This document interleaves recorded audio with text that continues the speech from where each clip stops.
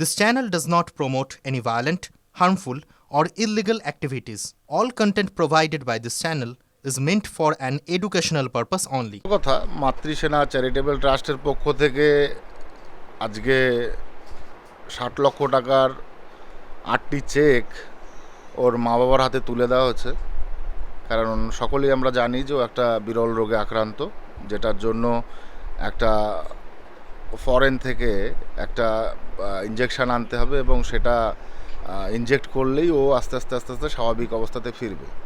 তো সেখান থেকে আমি মনে করি যে সেন্ট্রাল গভর্নমেন্টের মাধ্যমে আমাদের যে পোর্ট ট্রাস্ট আছে সেখান থেকে আমরা সহযোগিতার হাত বাড়িয়েছিলাম এবং তারা সম্পূর্ণভাবে সহযোগিতা করেছে। আজকে আমাদের মাতৃসেনার মাধ্যমে এটা একটা বড় সেন্ট্রাল গভর্নমেন্টের যে আমাদের যে পোর্ট অথরিটি আছে তাদের যে একটা মানবিকতা উদারতা, তারই আজকে একটা সাক্ষ্য আমরা দেখলাম।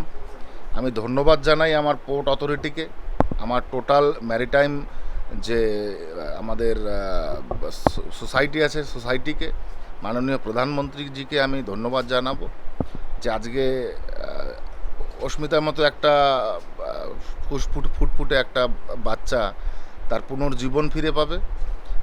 এর জন্য সকলের মনের ভিতরে যে স্ফুলিঙ্গ বা অনুভূতি, সেই অনুভূতির যে শান্তি, সেই শান্তিটা আমরা অ্যাটলিস্ট পাচ্ছি।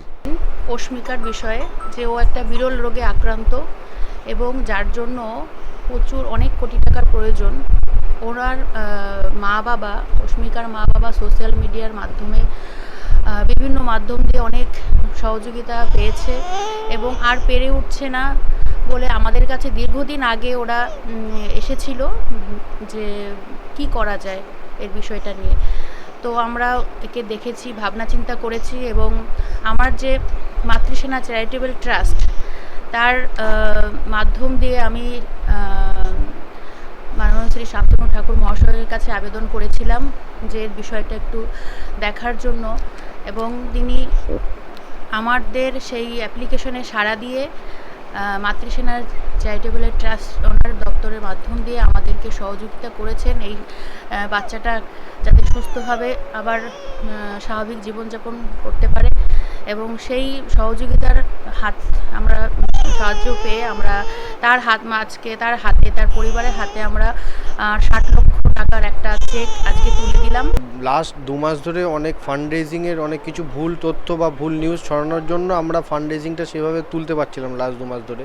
তো আমরা এখানে অনেক দিন আগের থেকে জানিয়েছি এবং প্রথম থেকেই এখান থেকে অনেক চেষ্টার পরে আজকে ওনাদের মাধ্যমে আমরা প্রায় যেটা রিমেনিং অ্যামাউন্ট আমাদের বাকি ছিল ৬০ লক্ষ টাকা, আমি 2 মাস কিছুদিন আগেও ভিডিও করেছিলাম ৮০ লক্ষ টাকার প্রয়োজন ছিল। তারপর অনেক কিছু চেষ্টার পরে ফান্ড আমি কিছুটা জোগাড় করার পরে আর রিমেনিং অ্যামাউন্ট ৬০ লক্ষ টাকার মতো বাকি ছিল, যেটা আমরা এখান থেকে ওনাদের মাধ্যমে আমাদের মেয়ের চিকিৎসার জন্য আমরা পেলাম।